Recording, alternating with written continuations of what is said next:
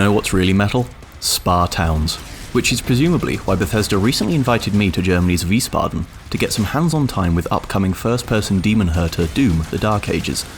This is a prequel to the 2016 game that has our Doom guy in a bit of a pickle, seemingly enslaved to a cabal of space Catholics who live in a giant metal teardrop in a different dimension, and who dispatch our hero to take care of business whenever it's threatened by incursions from the forces of hell. Following all that? Great, because I had to catch a 6 AM flight to get to Germany, and I can't be sure I didn't imagine it all in sleep-deprived mania. So with my fragile mental state in mind, here are some of your questions that I took with me to my time with Doom, and some of the answers that I brought back.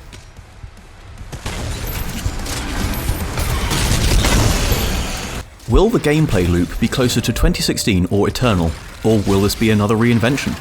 This is another reinvention. It's the most cliched comparison I could possibly make, but someone at Bethesda really did stand up in a meeting and say, what if we made Doom Souls? This is a heavily, but not entirely, melee-focused game, with a big emphasis on timing your parries and bludgeoning your enemies to death with your fists and your chainsaw/shield. There are guns, of course, and plenty of them, but they feel like a side dish to the main course of absolutely decking demons the old-fashioned way. The good news is, it feels powerful. Doomguy feels stolid and weighty in an incredibly pleasing way, and once you adjust to it, standing your ground to trade blows with giant demons, block, block, parry, slam, feels like two titans truly slugging it out. Does the soundtrack even remotely hold up to Mick Gordon's music? To be honest, the music I heard in the levels I played didn't make much of an impression on me. It all felt serviceably doomy, full of sound and fury, but it kind of slid out of my brain not long after entering it.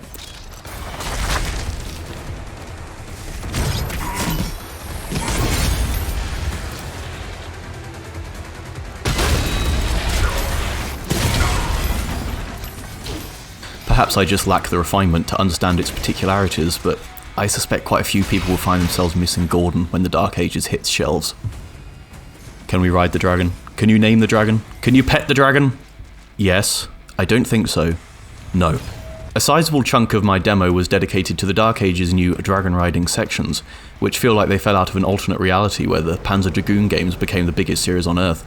They're pretty fun and alternate between stretches of racing down tunnels in pursuit of enemies and setting yourself up as a kind of airborne turret to take out larger foes. The emphasis is still on reacting to enemy attacks, mind. You're just dodging rather than blocking, and get rewarded with boosts to damage when you time it right. You also get to pilot a mech at other points, like a full-on Ava unit, so, you know, there's that.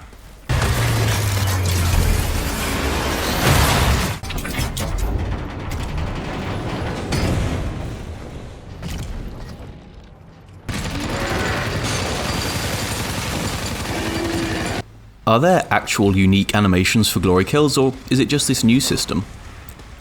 So, frankly, this might be my chief gripe. I loved Doom's glory kills, the little execution animations you could unleash on stunned enemies, and the Dark Ages seems to have scaled them way back.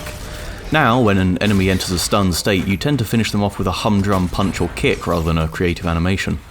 Old-style glory kills seem reserved for key moments, when you defeat bosses, stun an enemy on Dragonback, or, for whatever reason, when you do an execution while jumping.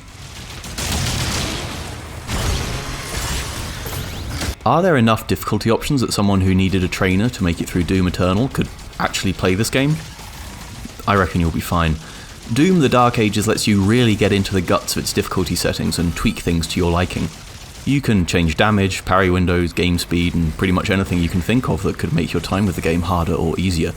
The preset difficulties feel well tuned too. I played on Ultra Violence, Doom's a bit harder than normal difficulty, and found myself winning most encounters just by the skin of my teeth.